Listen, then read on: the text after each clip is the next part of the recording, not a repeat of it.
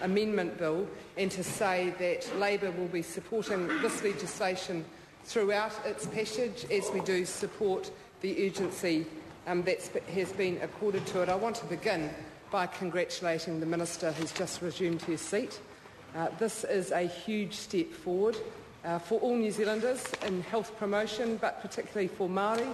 And I want to say to the Minister that I admire her ability to achieve this. I'm not quite sure how that happened, and I'm not quite sure the Minister knows how it happened, but she is certainly worthy of congratulations.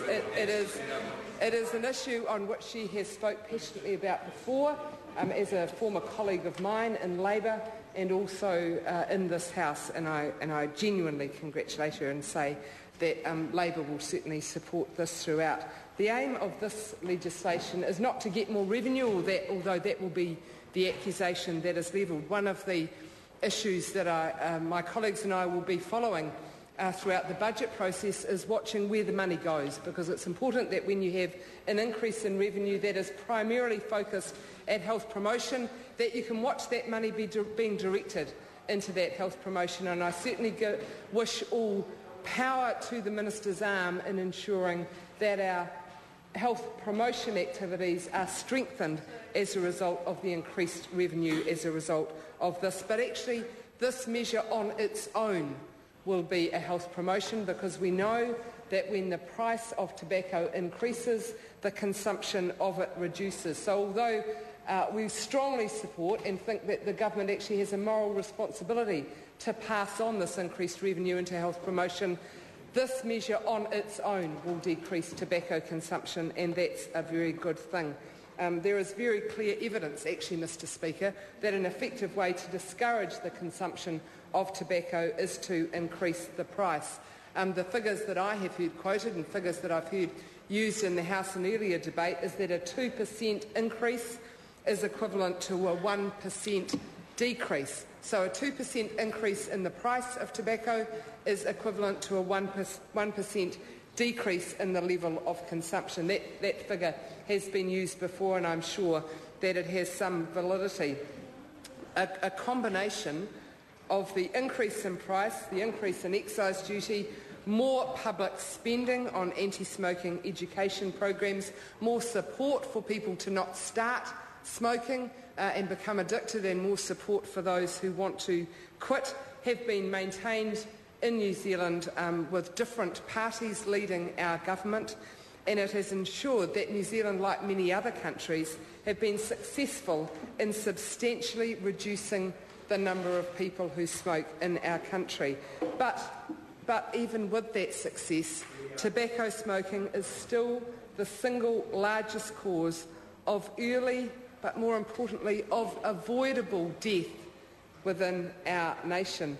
Mr Speaker, I took the opportunity just a few moments ago to look back on an earlier debate in which Sue Bradford spoke, and I want to commend Sue Bradford, and I bet that she's listening to this debate and wishes she was here. This will be one of the rare moments when Sue wishes she was back in the House. She gave a very strong contribution to that debate, and I know that the Green Health spokesperson Kevin Haig will do the same, because he always does when he contributes in debates on the House. But Sue Bradford, in the debate on this very issue in 2000, talked about the link between smoking rates and people on low income, people who were beneficiaries, people who had poor mental health, increasingly at that time young Māori women, and for Pacific Island figures. And I just want to remind the House of Sue Bradford's contribution in that debate, but also the fact that her contribution remains relevant to this day, that we have a higher number of people on low incomes,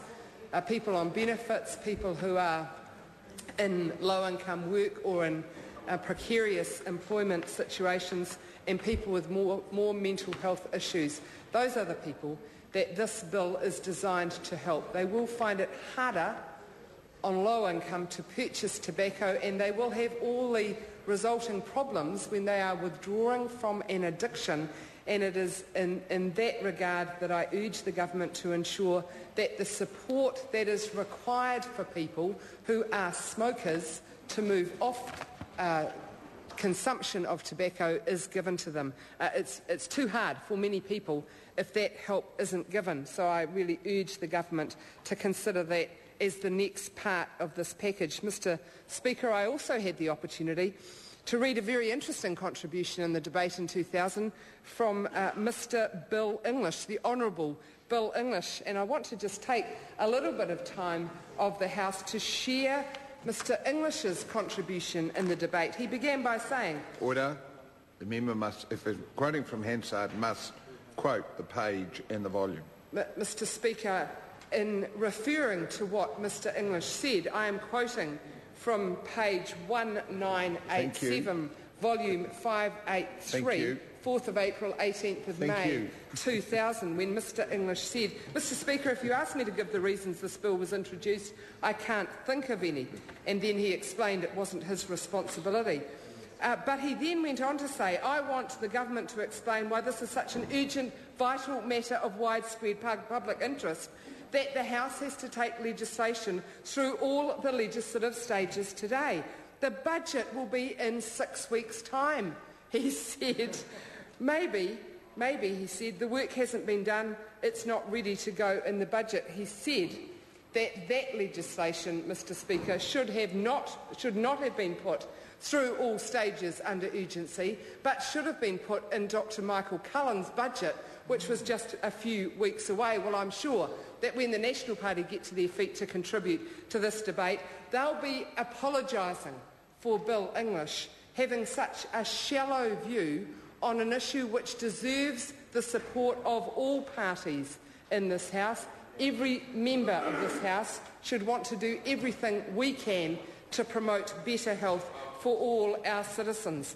Mr. Speaker, he then went on to say the government can't tell us why the legislation didn't wait for the budget. He said, why is the government not using the time of the House to further its programme? All the members could be in their electorates doing useful work.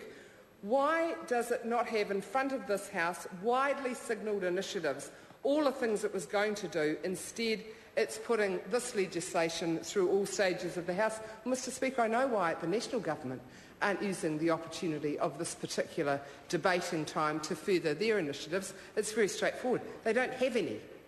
That's actually the reason, Mr. Speaker. But because this legislation does increase the price of tobacco, it is not just important but also a well-established tradition of this House that it goes through all stages under urgency. We know that some members of the House will have heard the introduction of this bill and will be up at New World, up the road now, stocking up, having got the advantage of advanced warning of the increase, as other people are entitled to, actually. But that is the reason that we put the legislation through all parts under urgency, and because it is increasing the price of a product that is publicly available.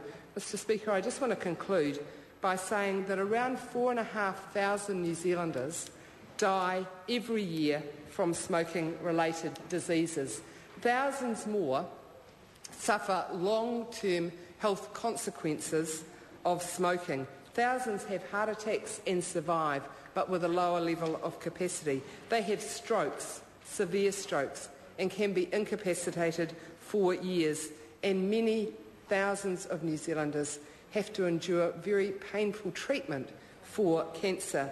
We know the impact and the effects that second-hand smoking has, particularly on children.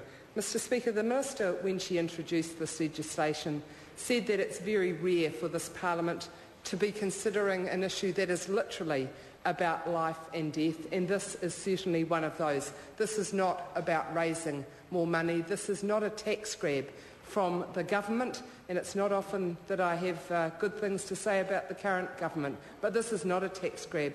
This is a genuine move to try and reduce tobacco consumption in New Zealand. It's a genuine move to improve the health of our citizens, and I want to add once again my genuine congratulations to the Minister for pursuing this with such determination, with such staunchness, and being able to achieve this result in our Parliament.